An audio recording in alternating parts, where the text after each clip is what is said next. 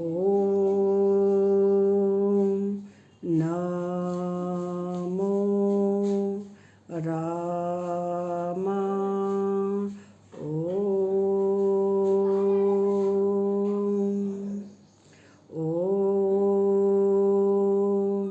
नमो रामा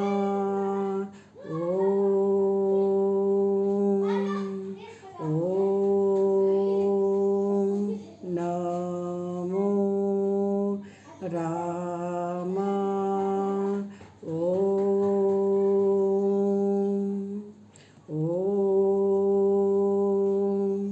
नमो रामा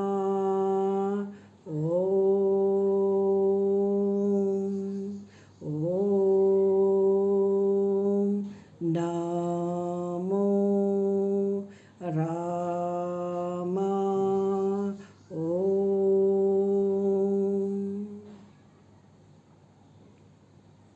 मी अलकनंदा दुर्गे वाचत आहे श्रीमद वाल्मिकी रामायण बालकांड सर्ग 13।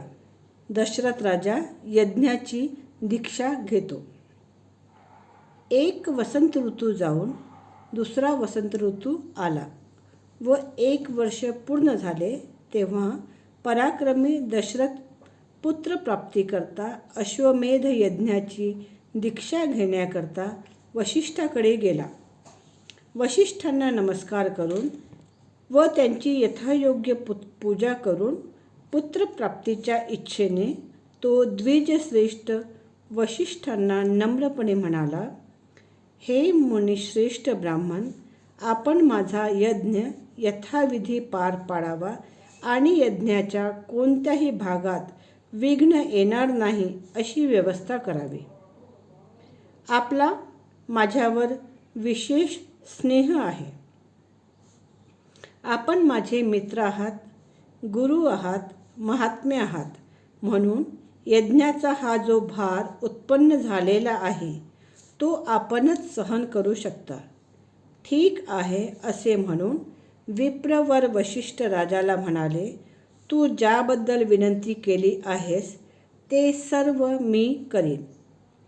नंतर वशिष्ठांनी वृद्ध यज्ञकर्मामध्ये प्रवीण असलेले ब्राह्मण, यज्ञभूमी निर्माण करण्यास कुशल असलेले महान धार्मिक वृद्ध लोक, यज्ञ समाप्ती होईपर्यंत सेवा करणारे सेवक, शिल्पकार, खोदकाम करणारे, ज्योतिषी, कारागीर, नट, नर्तक तसेच शुचिभृत, बहुश्रुत असे शास्त्र जाणणारे ह्या सर्वांना बोलवून म्हटले, तुम्ही राज आज्ञेवरून यज्ञकर्माची व्यवस्था करा। पुष्कळ विटा आणून राजे लोकांना थांबवण्याकरता पुष्कळ सोयी असलेले अनेक महाल बांधा। ब्राह्मणांना राहण्याकरता शेकडो सुंदर आणि मजबूत घरे बांधा।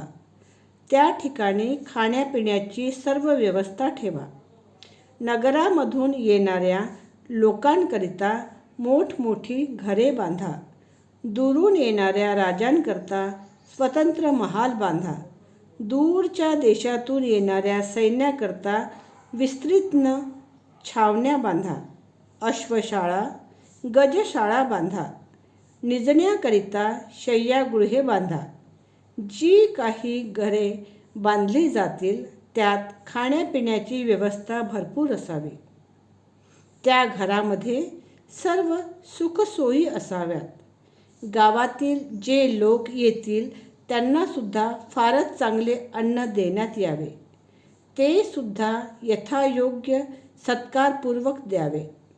अवहेलना करून देऊ नये।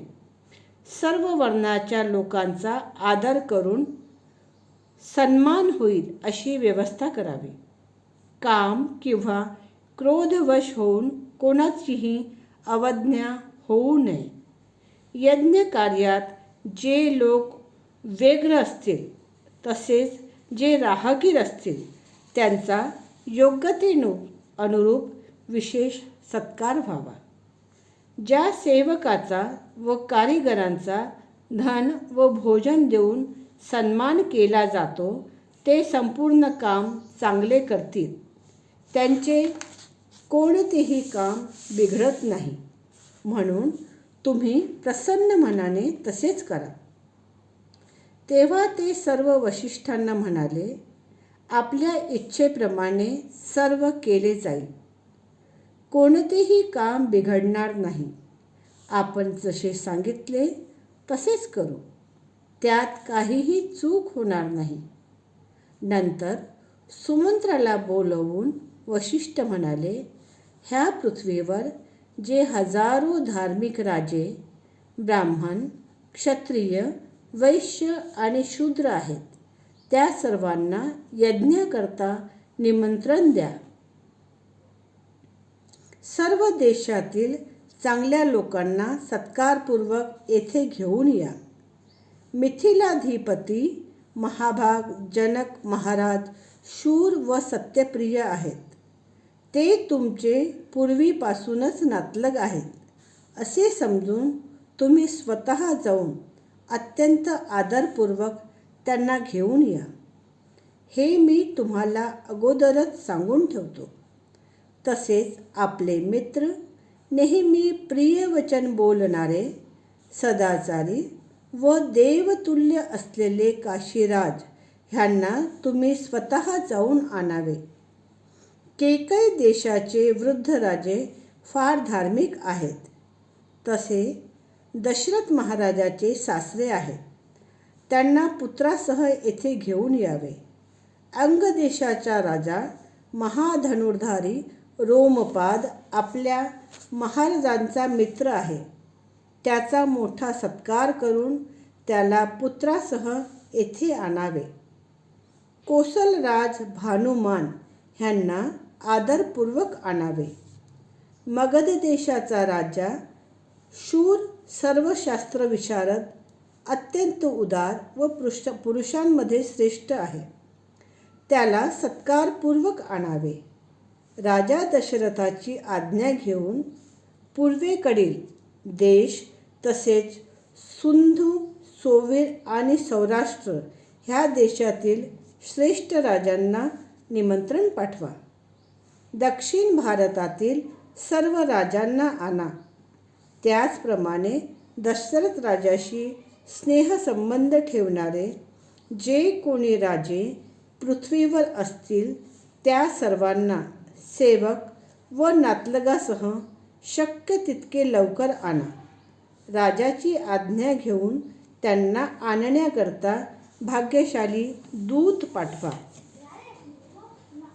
वशिष्ठाचे ते बोलणे ऐकून सुमंत्राने ताबडतोब चांगले दूत राजे लोकांना बोलावून आणण्याकरता पाठवले. नंतर बुद्धिमान धर्मात्मा सुमंत्र वशिष्ठ मुनीच्या आज्ञेप्रमाणे विशिष्ट राजांना निमंत्रण देण्याकरता स्वतःच लवकर गेला.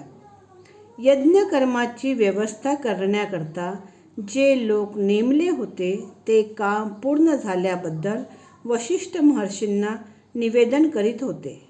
ते ऐकून द्विजश्रेष्ठ वशिष्ठ मुनी प्रसन्न झाले व सर्वांना म्हणाले, कोणालाही जे द्यायचे असेल ते अवज्ञापूर्वक व त्याची अवहेलना करून देऊ नये, कारण अवज्ञापूर्वक दिलेले दान दात्याचा नाश करते, ह्यात संशय नाही. पुढे काही काळ लोटल्यानंतर अनेक राजे दशरथ राजाकडे पुष्कळ रत्नाची भेट घेऊन आले. ते पाहून वशिष्ठ फार प्रसन्न झाले. ते दशरथाला म्हणाले, पुरुषसिंहा, तुझ्या आज्ञेप्रमाणे राजे लोक येथे आले आहे. नृपश्रेष्ठा, मी सुद्धा त्या सर्वांचा यथोचित सत्कार केला आहे. यज्ञाकरता नेमलेल्या लोकांनी मन लावून यज्ञाची तयारी केली आहे. आता यज्ञ करण्याकरता तुम्ही यज्ञमंडपाकडे जावे. राजेंद्र, यज्ञाकरता लागणारी सर्व सामग्री यज्ञमंडपात एकत्र करण्यात आली आहे. यज्ञमंडप इतका लवकर तयार झाला आहे की तो मनातील कल्पनेत तयार केला आहे असे वाटते. तू स्वतः पाहून घे. तेव्हा वशिष्ठ आणि ऋषभृंग ह्यांच्या आदेशानुसार पृथ्वीपती दशरथ शुभ नक्षत्र असलेल्या एका शुभ दिवशी राजभवनातून यज्ञाकरता निघाला. तेव्हा वशिष्ठ प्रमुख सर्व श्रेष्ठ द्विजांनी यज्ञमंडपात जाऊन ऋषभृंगाला प्राधान्य देऊन शास्त्रोक्त विधीप्रमाणे यज्ञकर्माला आरंभ केला आणि श्रीमान दशरथ राजांनी पत्नीसह यज्ञाची दीक्षा घेतली. धन्यवाद. थँक्यू.